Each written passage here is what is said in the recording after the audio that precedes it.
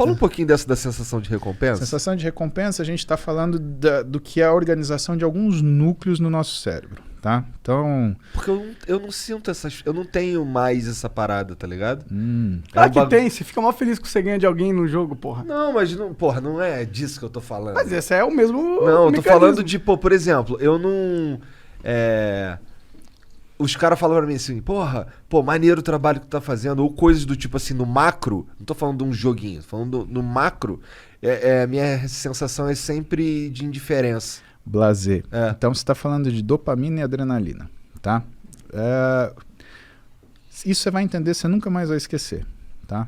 O nosso cérebro, ele tem linhas de nos proteger, tá? E essas linhas de proteção, elas alteram que a nossa tomada de decisão.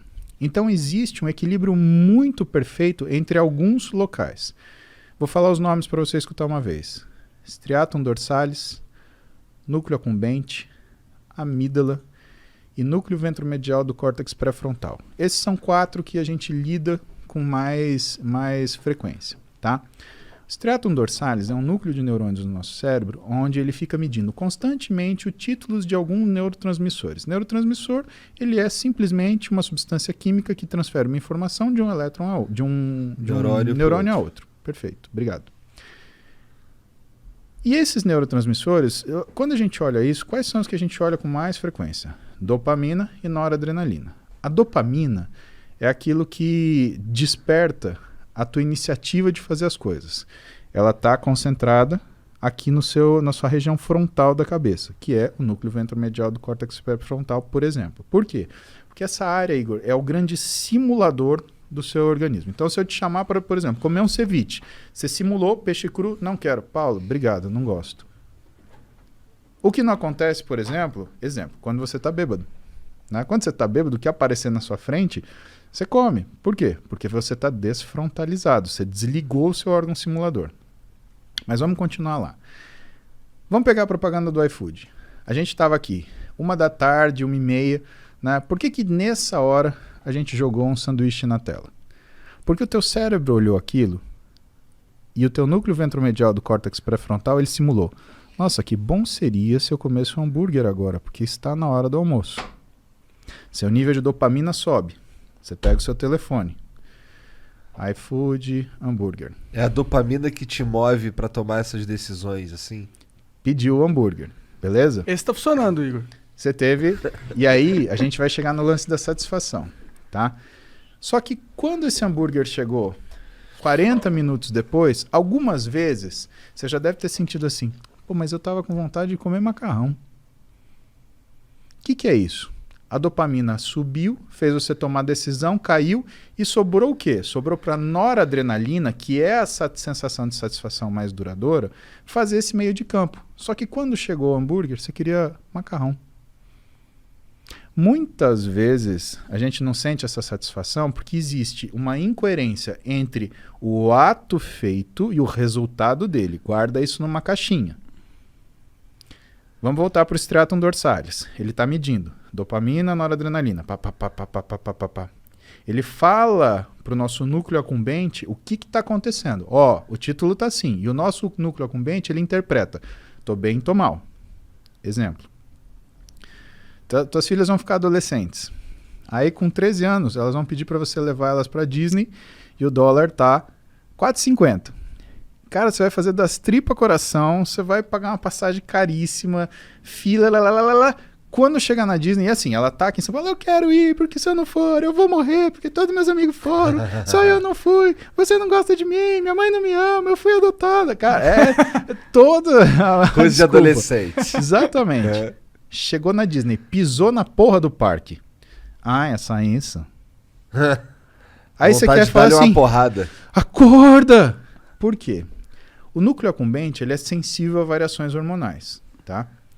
No adolescente, o que você mais tem é variação hormonal. Então ele faz essa leitura de percepção de recompensa ou não de uma forma muito inacurada. Por isso que é difícil você ver um adolescente que está 100% equilibrado o tempo inteiro, né? Ele está escutando uma música de corno lá, sofrendo, ou então ele está, sei lá, dando pulo, alucinado. né? Ele tá sem comer ou então ele tá lá comendo, meu, fast food mais nervoso que tem. Aliás, você já viu, conta nos dedos quantos adolescentes, por exemplo, gostam de comida japonesa. Por quê? Porque comida japonesa, você sente o sabor aqui, no paladar, no nariz, não na boca. E, por exemplo, um fast food, um hambúrguer, você sente aqui, super salgado. O que ela quer? Ela quer água? Não, ela não quer água, ela quer um refrigerante, super doce. Quem que toma vinho? Nós 4, nós 3, né? Por quê? Caralho, Igor, falou que você tá tão gordo que você conta como 2. Não, ele contou com o Sérgio. Então, por que a gente toma vinho? Onde você sente o vinho? Aqui. Então, o que você percebe? Você percebe que essa sensação de recompensa, né, ela existe numa determinada situação de equilíbrio. A gente falou, com ciclo de esteroide assim, com implante hormonal mal indicado é assim, e na adolescência é assim. Por isso que o adolescente ele tem essas insatisfações tremendas e tem essas satisfações, né, abruptas e explosões de euforia. Isso faz com que ele tenha não é uma fragilidade desse sistema, mas uma necessidade dos pais, por exemplo, lidar com os adolescentes de forma a não romper os laços. Por quê? Se você é pai, se você é mãe, você está numa situação dessa, e se você está estressado, cara, você vai querer dar um pega no seu filho, dar um expor, você vai fazer isso, pelo amor de Deus, não rompa o laço. A vida dele é assim, ele está aprendendo a mexer com esse aparelho, tá? Então o que você tem que fazer? Você tem que lidar de um jeito onde você mantém o respeito, mantém a autoridade, porque limite todo mundo precisa, né? Agora, não vai gritar, não vai berrar, não vai bater, isso daí não adianta. Que é o que em casa rola um negócio que eu chamo de castigo dinâmico. Eu dou tudo para minhas filhas, mas eu tiro. Ah, você tá de castigo. Ou então, na realidade, eu falo assim, você tá de castigo. As bichas travam que não passa pensamento. Por quê? Porque o castigo não tem data. Quando que é a data? Quando eu olhar para ela e ver que ela mudou a atitude dela. E não adianta me alisar, agradar, beijo, paizinho. Eu sou o ruim, né? A minha mulher é... Cara, eu queria ser filho da minha mulher. Impressionante, cara. Ser filho da Roberta Carbonari... Mas que tipo de castigo tu dá pra mais nova? Cara, pra mais nova... Então, o castigo é assim... eu quero dicas. Tá bom. Cara, a Duda e a Clara, elas são completamente diferentes. Elas são maravilhosas naquilo que elas são. A Duda... Tem 17, é uma mulher, né? Ela tem muita iniciativa, ela tem muita argumentação e ela é uma pessoa muito de agir, né? O que às vezes me preocupa, por quê? Porque às vezes ela considera pouco o que são as consequências das coisas. A Clara, nesse sentido, ela é o contrário. Ela é como eu, assim, ela é medrosa, ela não age, ela pensa, se deixar ela pensando, a decisão é tomada por ela, o que é uma coisa que eu me preocupo com ela. E quando a Clara, ela cria uma situação que ela se atrapalha, né, o que eu faço? Eu afasto ela daquela situação até ela sentir que ela precisa aprender a lidar com aquilo melhor para voltar para lá. Por exemplo, sei lá, uma situação hipotética, tá? Ela brigou com as amigas. Clara, vem cá. Você não vai mais brincar com suas amigas até você aprender a brincar. Ah, mas foram elas falaram isso. Assim, tudo bem. Sempre vai parecer culpa dos outros. Mas é aquilo que é a sua culpa. Porque a gente não briga. Quando um não quer, dois não brigam. Então, quando você souber lidar com as suas amigas, você volta a falar com elas. Não tem problema nenhum. Pode procurar outra coisa para você fazer. Mas eu não vou deixar você sair de casa agora. E você não vai encontrar suas amigas. Aí ela fica moada, não sei o quê. E a Clara, apesar da idade dela, né, ela sabe se expressar. Então ela vem comigo quietinha, dá um beijo no meu ombro, porque volta e meia eu tô trabalhando, ela chega, dá um beijo no meu ombro, olha pra mim, fala, papai. Ela me chama de papai. A Duda me chama de paps, a Clara me chama de papai. Papai, eu entendi o que o senhor falou, eu não posso fazer isso. Você aprendeu isso? Ótimo, pode sair pra brincar. Se isso demorar um dia, Igor, é um dia de castigo. Se demorar um ano, é um ano de castigo. Se demorar uma vida, aquelas pessoas ela não vai ver mais, porque ela não sabe lidar com elas. E se ela não sabe lidar com elas, de duas uma. Ou todos vão se machucar, o que inclui ela, que é o meu problema, ou só ela vai se machucar, que ela é o meu problema. O meu problema é ela. Né? Se todos se machucam, ou se ela se machuca, eu estou sendo muito sincero, o meu problema é minha filha. Então ela precisa saber lidar numa situação de estresse e pressão. E se ela não sabe lidar, ela tem que pensar naquilo, usar o núcleo ventromedial do córtex pré-frontal dela para aprender a lidar com aquele negócio. Para a gente falar ainda da questão da percepção da satisfação e do que é a recompensa. Então a gente tem esse equilíbrio. A gente tem a nossa amígdala, que foi o que eu faltei falar para você, que cuida da nossa ansiedade, irritabilidade e compulsividade, né? E ela fica antagonizando o nosso núcleo ventromedial. Tem um cara chamado Daniel Kahneman, e esse cara escreveu um livro muito interessante, que eu ganhei da minha mãe, Heloísa, que chama Rápido e Devagar. E o que ele fala nesse livro? Ele fala justamente, ele faz uma análise através da neurociência do que são as nossas tomadas de decisão. Aquilo que você não pode responder na hora. Se você não precisa se defender de uma agressão imediata, nunca tome essa decisão. Pare. Pense. Você está tirando da sua amígdala, que vai responder com agressão, ansiedade e compulsão. E você está jogando para o seu córtex ventromedial, que vai simular aquela situação, as potenciais, né, complicações, e aí vai avaliar aquilo que vai acontecer. Passagem da história, vamos dar um exemplo disso. Elizabeth I, ela foi rainha da Inglaterra, ela foi traída por uma outra rainha que foi deposta, que era católica. Elizabeth I era protestante. Rei Filipe, que era o rei da Espanha, a Espanha era a potência dominante na época, né? Uma potência navegadora, tinha uma esquadra de navios maravilhosa, né? Extremamente potente. Eles estavam fazendo uma conspiração. Para quê? Para depor a rainha Elizabeth, que era protestante, né? E empossar a outra rainha católica. Tudo bem.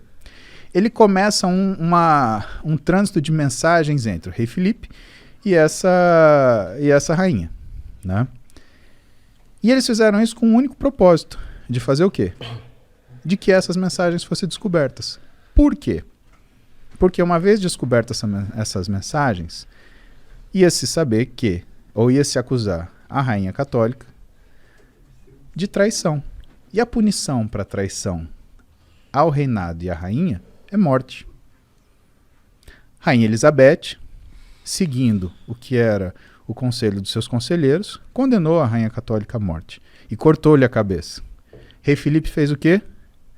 Você matou ou ordenou o assassinato de uma rainha católica. Isso, pela lei do papado, é contra o princípio do seu reinado. A gente vai fazer guerra com você. E ele entendeu isso como uma declaração de guerra. Se ela tivesse parado um minuto para pensar e falar assim, esses caras querem que eu mate essa mulher, ela nunca ia ter feito isso. Bom, o que aconteceu na história? Essa história, né, eu não lembro o nome da batalha, mas o fato é que a esquadra espanhola foi em direção à Inglaterra, teve uma tempestade descomunal, afundou a esquadra espanhola e só por isso que a Inglaterra não passou para o domínio da Espanha e se tornou novamente católica à frente dessa rainha que eu não lembro o nome.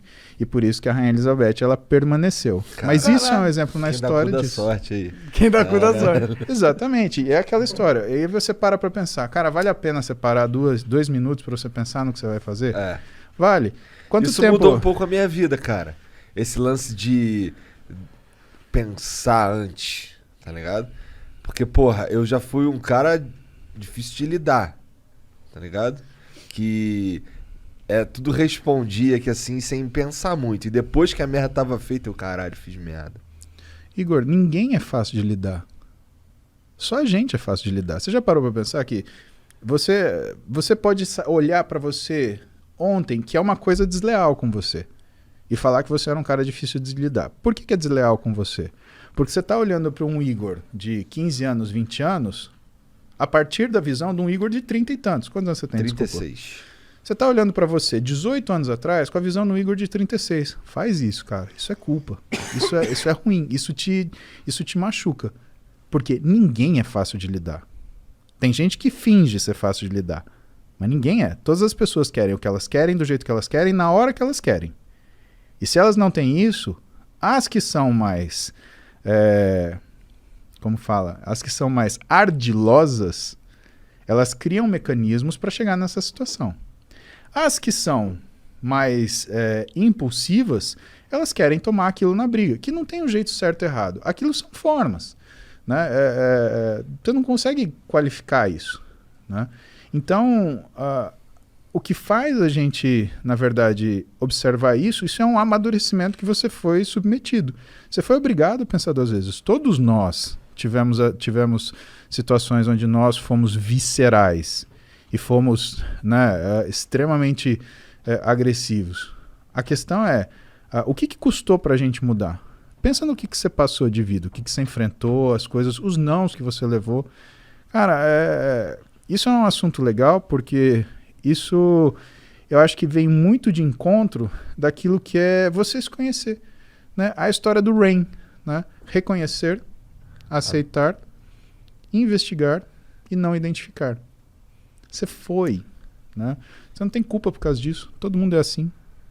Caralho, agora eu tô me sentindo bem. Olha lá. Que bom. Antes eu tava me sentindo merda. Por isso que ele é um médico. Que bom, meu.